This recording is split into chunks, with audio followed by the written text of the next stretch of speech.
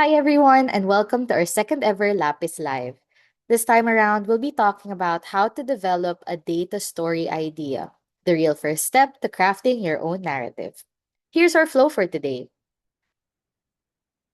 First, I'll be talking about what data storytelling even is. Why is this blend of numbers, visuals, and narrative touted as the wave of the future? And why is it relevant to learn about in personal and professional contexts? Then I'll be debunking some common myths and misconceptions surrounding the craft. Why do some of us find it intimidating to even begin, and what are some mistakes that we make in the process? Afterwards, my colleague Joss will jump straight into a short lecture about where to start with data storytelling and which story structures and visualizations might complement your message best. You'll also have the chance to try our tips out for yourself. So we'll give you a pre-made data set and you'll have about half an hour to come up with the bare bones of a data story. No pressure, no limits, just free time and vibes to experiment and test our features out. So now we can start with a question. So we encounter numbers, facts, and figures in every facet of our lives, but I want you to think of the last time it moved you. Not just informed you, but generally changed the way you saw something. So maybe it was a chart that illuminated how dire an issue that you often overlook truly was, or a single statistic that reframed an entire argument in your mind.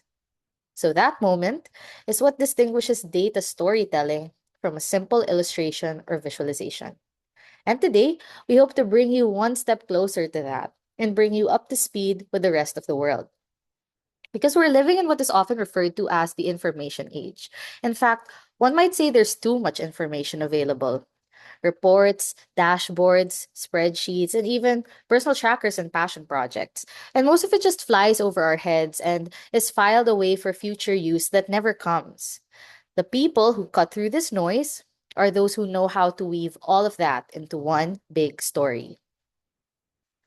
So, in professional settings, this matters immensely. So, some use cases that you might be familiar with include a strategy deck that opens with a striking data point rather than one that bombards with information and just buries the lead, or a report that walks a reader through the narrative arc rather than one with mere tables and footnotes. We also have an article that masterfully melds facts with pictures and videos and charts, rather than one with super dense blocks of text that most people will honestly just skim through. But it's not just about work. In our personal lives, we make data driven decisions constantly as well. We track the money we save, the steps we take, and the calories we put in our system. We've all tried to figure out which neighborhood is best to move into, which college to apply for, and which companies to invest in. Decisions that require comparing and contrasting data points. And we might even have side hustles like a newsletter or an advocacy driven initiative, all involving ideas that may be given more weight and credibility if we incorporated the data storytelling. So, if data storytelling is this impactful, why don't more people do it? Well, many beginners have common misconceptions surrounding the craft that can keep them from even trying it out. And you might have fallen victim to one of them too. The first of which is, I'm not a data person. So, you might be of the belief that stories need extensive coding or design knowledge to bring to life. You might also be scared to get it wrong because you think that there's only one way to visualize something correctly.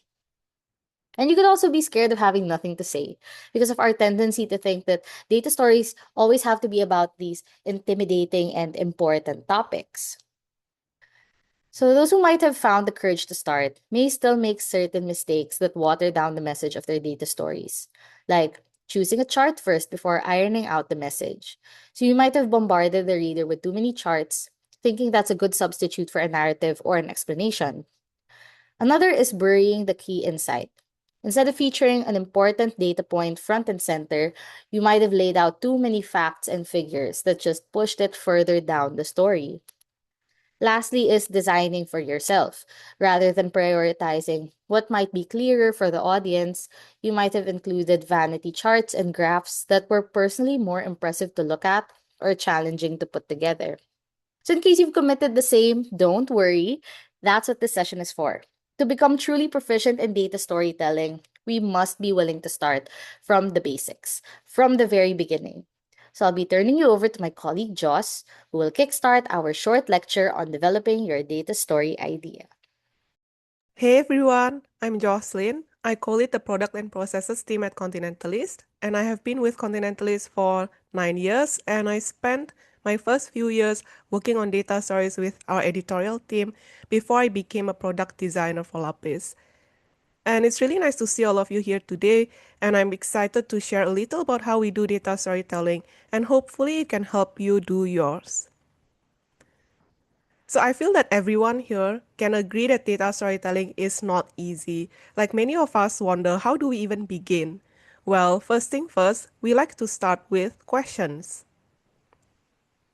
In our own work and from talking to many people who work with data like us and like yourself, we found that one of the biggest traps or misconception is assuming there is already a hidden story in the data and it is simply waiting to be excavated.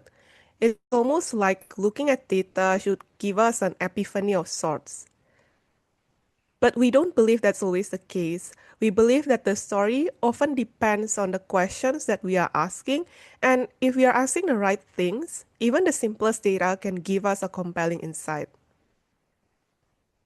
So if you have experienced this feeling of I have not done enough research or I don't have enough data, or a good question can actually give you the focus that you need. It stops you from getting distracted and from collecting more and more data set and drowning in those data set that turn out to be irrelevant to what you're trying to say in the first place. And this may seem pretty straightforward, but a surprising number of us struggle with this. So, what kind of questions should we ask? If you're not sure where to start, try one of these seven. So, what's the beauty in the mundane? What myths are you busting? What is at stake? What's changed? What stands out? What's surprising? And what's missing? Our co founder, Paying, who unfortunately couldn't be here with us today, wrote an article to explain more about each of these questions. So, we'll drop a link in the chat if you want to check that out, but I'll give you two examples today. Of course, as storytellers, we want our stories to matter. We want to move the needle on conversations, especially considering the state of the world today. At Continentalist too, we produce investigative pieces that at their heart really answer the question, what is at stake? For example, our latest data story on data centers covers its impacts to the communities living around them where they are being built and what it means for their future. But a story can also be lighthearted. It doesn't have to start from a question you come up with yourself. It can be questioning a dubious WhatsApp message your parents sent, or it can be responding to an internet discourse you see on TikTok. And here's a fun fact. One of our OG stories that you see here about Asians' love for instant noodles came from our office lunch chat where one of us was eating Indomie and one really random thought came up. So one Indomie packet is not enough, but two are too much. But that's not the case for Korean instant noodles because they are bigger than Indonesian noodles. And we wonder, is it just us? So yeah, after asking these questions, we went ahead and find our data sets. There are some sources that you can get started with, like World Bank or our World in Data. For this story specifically, we tried to find the BMI and living expenses for Asian countries, and we couldn't find any data about the size of the instant noodles, so we recorded the weight ourselves, and we also found an instant noodle database from a simple Google search. So without really putting a name on it, with this story, we are really talking about the beauty in the mundane. And if you are coming here today with data sets that you think are interesting, but you cannot see the shape of your story yet, maybe try one of these seven questions and then see what you can come up with. By the way, if you want to work on your story and apply some of what we shared today as we go through the slides, please feel free to do so. Okay, besides asking your questions, you should also know your audience, and we cannot emphasize this enough. Think about who we are making our story for and how they would receive or engage with it, because it will tell you what to make, how deep it should go, and which tools to use.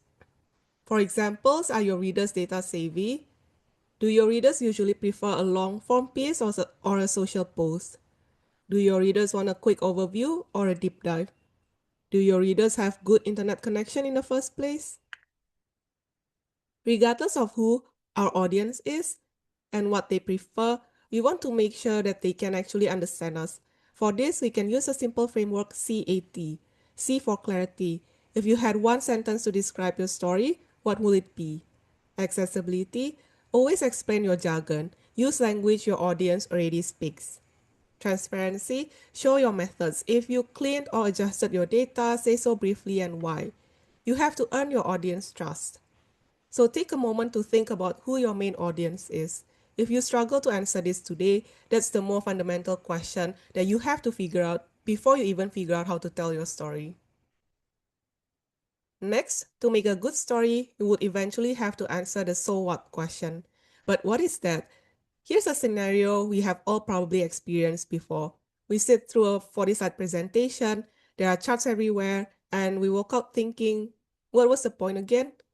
So that's the so what question or problem. We believe what separates good data stories from okay ones is their ability to move the audience in some ways. And it does not have to be something big, like a shift in perspective, but we can always start small, like being pleasantly surprised or wanting to share some facts over dinner. It takes practice, but we can get started by thinking about story structure. So, have you ever heard a bad joke? Usually, it happens not because the person is boring, but because you don't know where the joke is going, the delivery feels a little off, and on top of that, the punchline is underwhelming. Likewise, in data storytelling, we tend to blame the topic, but the problem is rarely about the data or the topic itself, but the structure and how it affects our storylines with the audience. And remember, our brains are wired for stories. So, a good structure helps our audience find the story. It guides them through the journey, it builds tension or emotional stakes, and it reveals key information at the right time and at the right place. Not only does this help our audience understand and remember the point we are trying to make, it also gives them payoff for their emotional investment. Without a good structure, our audience will probably be lost and they have to do the work themselves. And most people will not do it. There are many structures out there, but we will share today some examples of structures that we found useful. So let's start from the simplest one, which is a problem inside solution. This structure is perhaps the most commonly used given how simple and how clean it is. We start with telling our audience our question or our problem in the first act, and then we provide our data insight, and then we will close it with the solution. This works well because it follows a logical thinking pattern that is really easy to track. And it works best if your audience is already familiar with what the issue is and they don't require that much contextualizing.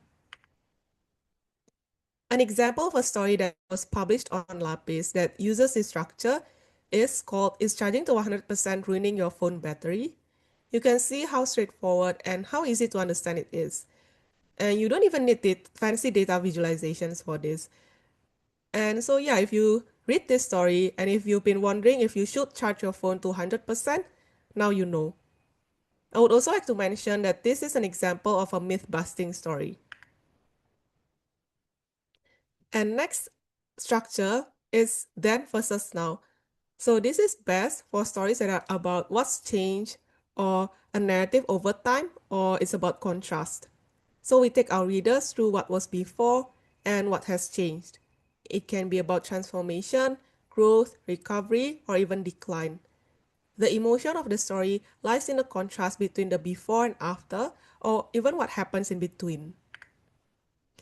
An example of a story that you can see here that uses this data structure is again our latest story about the development of data centers in Singapore, Johor, and Batam. There's even an animated map that shows you the increase in data centers over the years. But actually, your visualization does not have to be that fancy.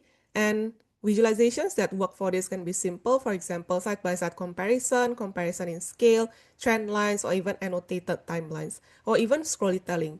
And here we are showing you a content block that's ready in Lapis, and it's called juxtaposition, and it works as a slider to show your audience before and after. So the next structure is the diamond. So one of our stories called A Women's World actually uses this structure. As the name suggests, with the diamond, we start narrow first, so maybe with one person and one experience. So in this case, we start from the story of a 16-year-old in the city of Liari named Uruj Bisma, who found a safe space and a community at a girls' cafe in her hometown. And then we zoom out. We learn more about her community, about her neighborhood, and the city itself. And then we learn that there are more women like Uruj and how this issue of not feeling safe in public spaces can be very widespread for women regardless of where they live. And then at the end, we come back to Uruj's story and learn the importance of a safe space in the community. So this structure can be powerful for large-scale issues where it's easy to lose track and lose sight of real people.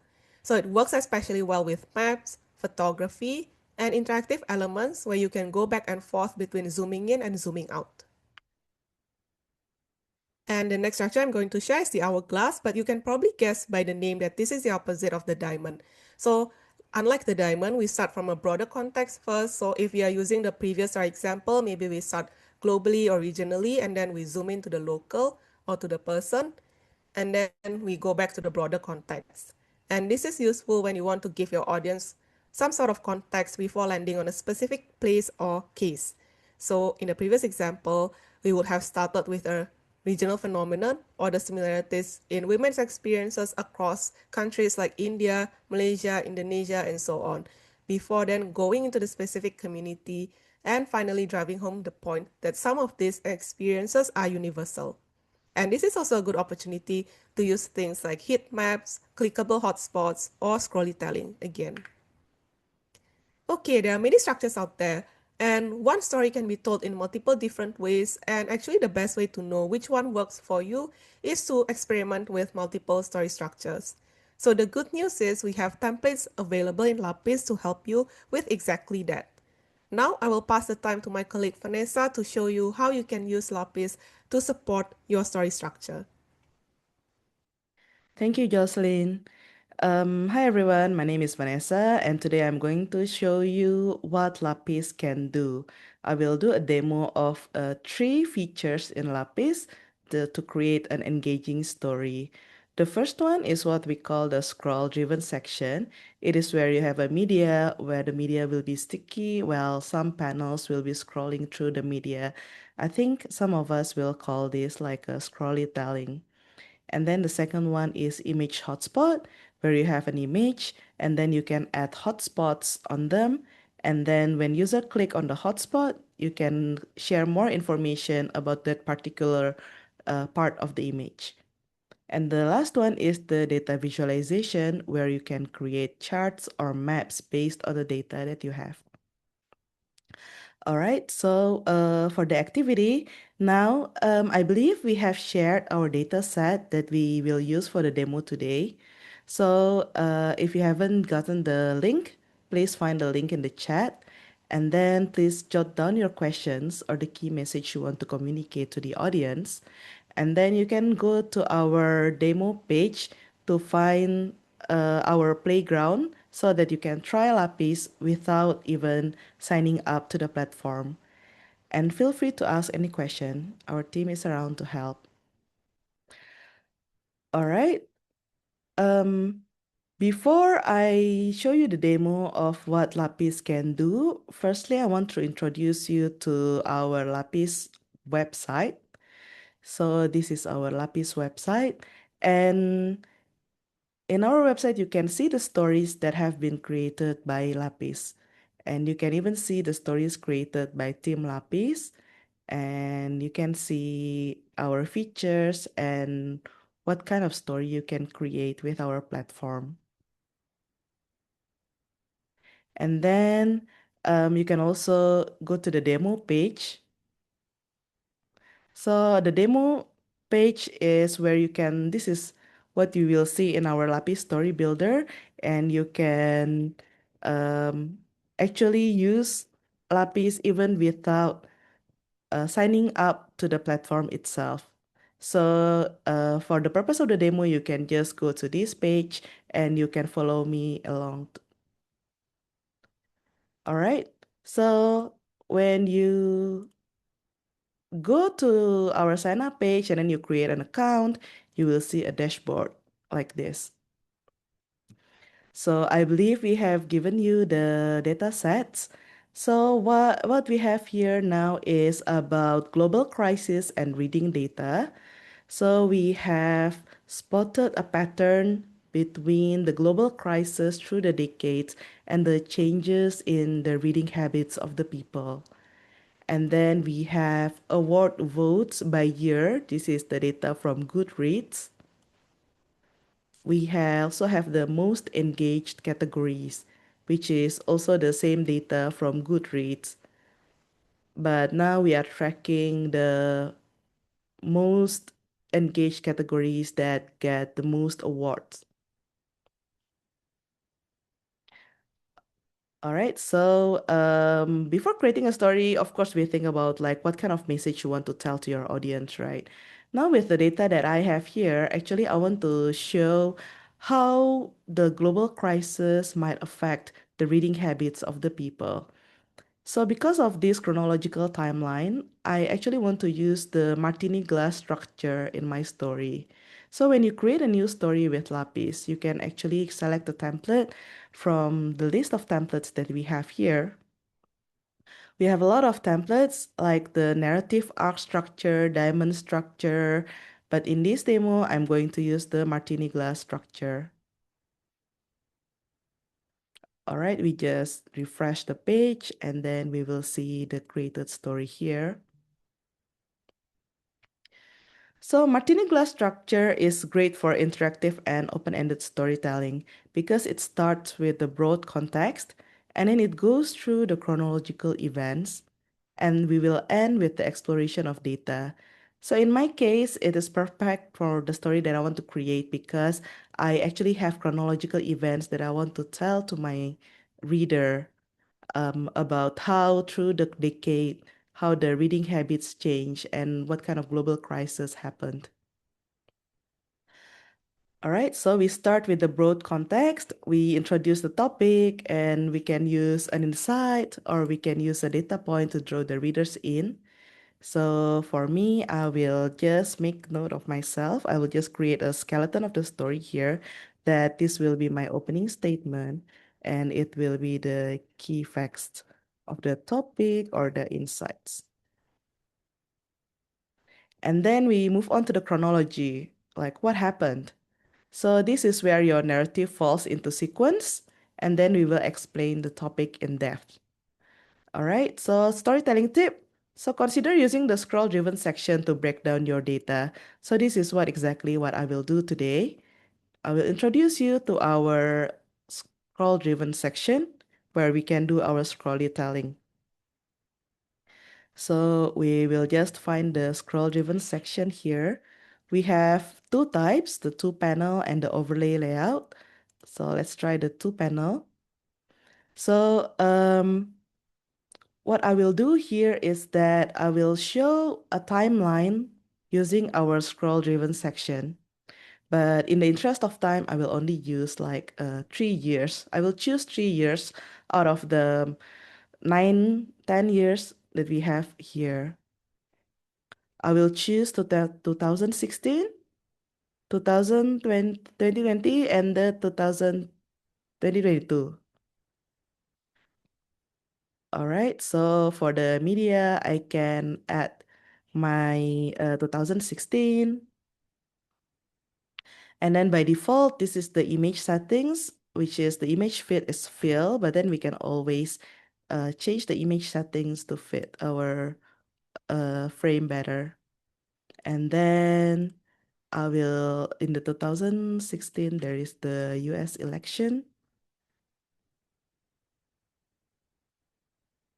All right, and then there's a major spike in the dystopian fiction. So apparently during this year, after the Trump election, there is a surge in George Orwell's 1984. So I will just also add an image of the book cover here.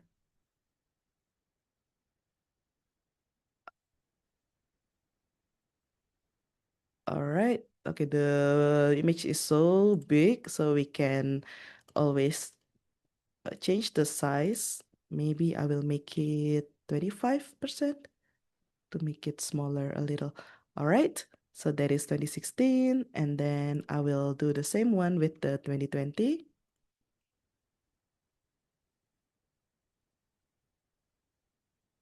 So in 2020, it's the COVID-19 pandemic.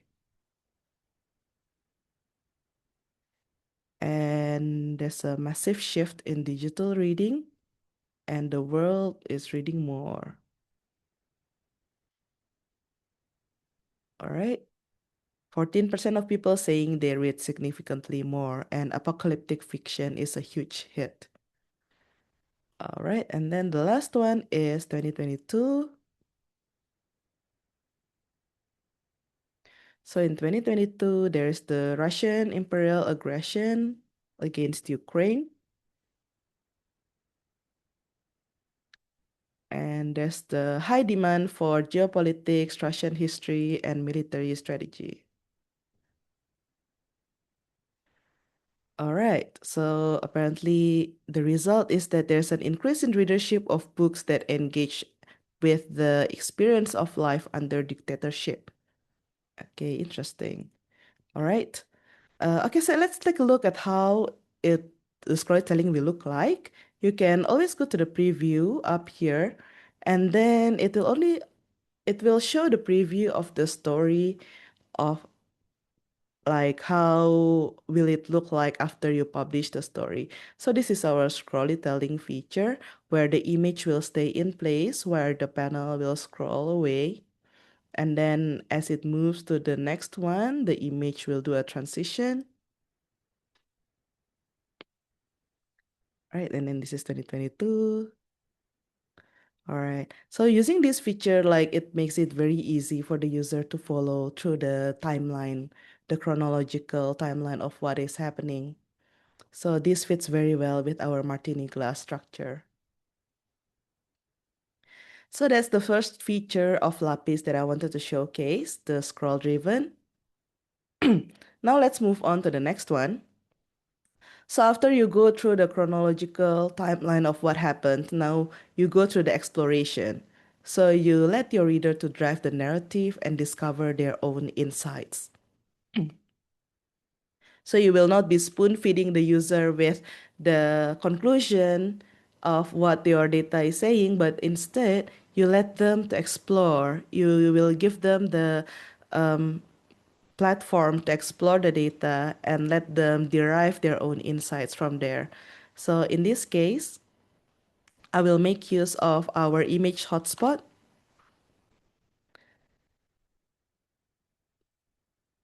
All right, and then what I will do here is to put the timeline.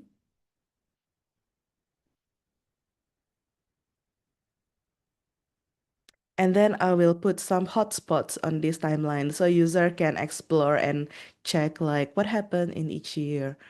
Because it's so small, I will make it bigger and I can make it a full width image hotspot.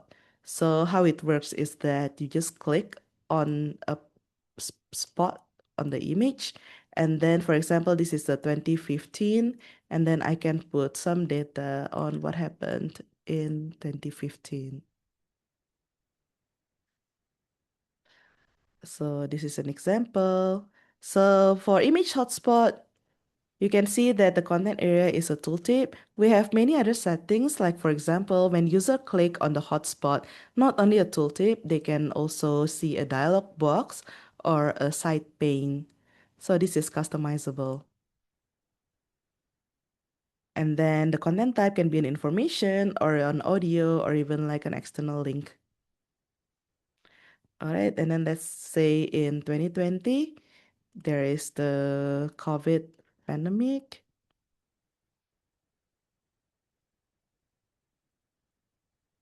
And then the last one may be the 2025.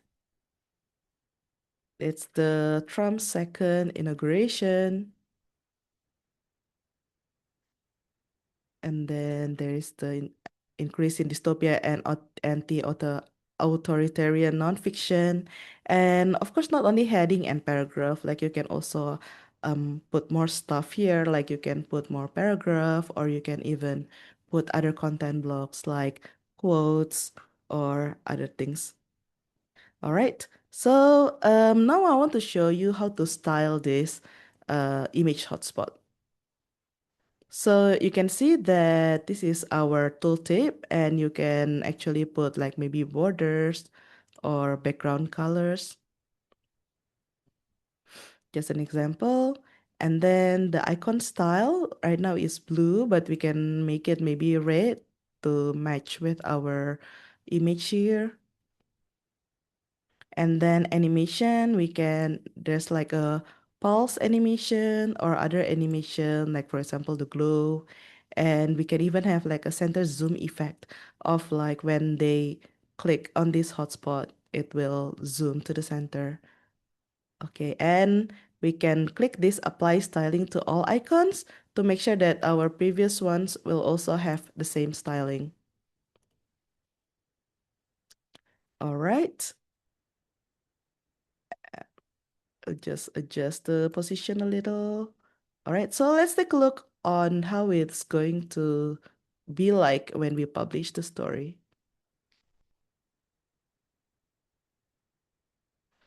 All right, this is our storytelling, and this is our image hotspot. When user click on it, because of the zoom center effect, it will be zoomed, and then our tooltip will show. And like there is more information about what happened during this year. All right, so this is very useful when you have like images and then you want to show more information about each part of the image, but you don't want to bombard the reader with all the information all at once, right? You can separate them into chunks and then you can make use of this image hotspot feature. All right, so that is our second feature, the image hotspot.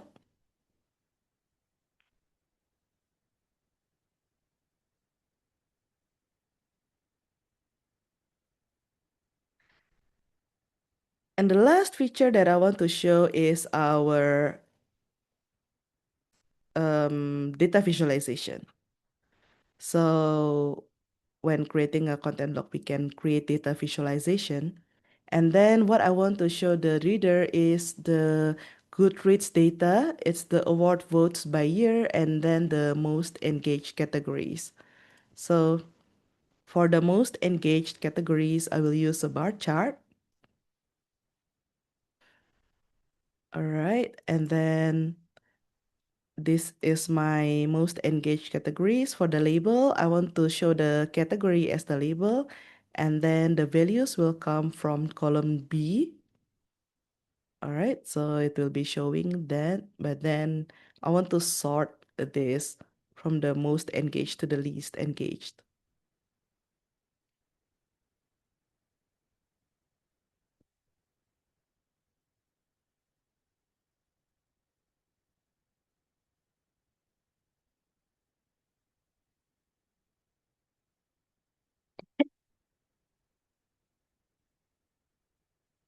Okay, and also show them that this is from the year 2015 to 2024. All right, so you can see that romance, historical fiction, fantasy, they are kind of the dominating genres. Right now, the tooltip is only showing like only a single digit number, but I want to show the decimals as well. So we can put it, adjust it here. And then for the suffix, I want to add the percentage because it's actually an in percentage.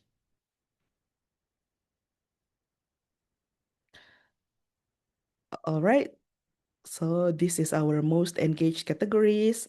And then let's add another one for our sum of award votes.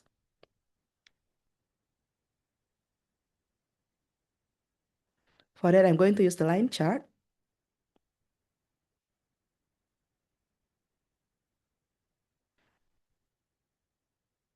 All right, same thing. The label will be the year, and then the values come from the column B, and then changing the header for the legend. Okay, so now we can see the year at the bottom here as the x-axis. So I don't really need to have the year in my tooltip. So I can actually hide it go to the tooltip settings, and then the tooltip header, we can change it to none. So it will only show the content. And then the same thing, because it's actually in percentage, I want to add the percentage suffix and also 1 decimal place for this. And if we want to change the color, we can as well. Just play around with the color settings, and then you can see how the color changes. All right, so this is what we have now. Okay, so I will, in my skeleton, I can put like a closing statement here. Let the reader derive their own insights by exploring the data. Okay, so for example, when you see these most engaged genres, you see that the romance, fiction, fantasy, mystery, thriller, they are kind of the dominating genres of that has the most award votes, right, throughout the decade. Like, we are not going to spoon feed the reader of what it means.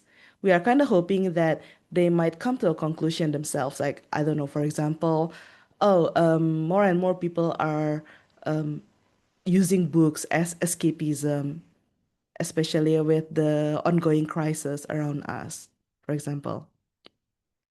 And then even like, for example, like this, we can see that there are more and more people putting votes in the Goodreads awards, meaning that there are more and more people are engaged, more and more people are reading books, but then there might be drops. Like, for example, from 2023 to 2024, there's a huge drop here. So like, what happened? So we kind of want to encourage the reader to try to find out themselves, like what happened, like try to explore. Is there anything weird happening that year that might cause people not so engaged with the Goodreads votes anymore? Are they not reading books, or are they like just not doesn't want to vote for the awards? Yeah, so we are not telling the user what happened and what kind of insights from this data. We want them to explore and to try to find out for themselves. All right, so that is the third feature of the Lapis, which is the data visualization. Now to recap on the Martini glass structure. So we started with the overview. We give them the key insights, or we introduce them the key topic of what we want to talk about in the story. And then we give them the chronological events. In this case, like the storytelling feature that Lapis have is actually very useful for this. And we end the story with free exploration of data. And of course, don't forget to put all the methodology and the references at the end of your story. Let's take a look with the preview of the story. So when you publish the story, this is actually how the story will look like. This is our scroll-driven section. This is our image hotspot.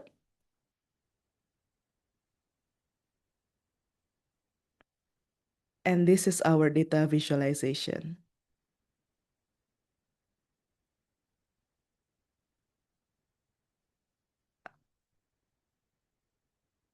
All right. So this is how it's going to look like when you publish the story.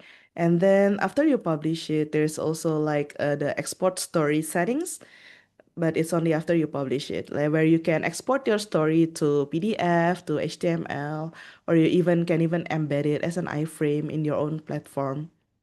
So that's the end of the demo that I want to show you today. Thank you very much for your attention. Now we will move on to the next section.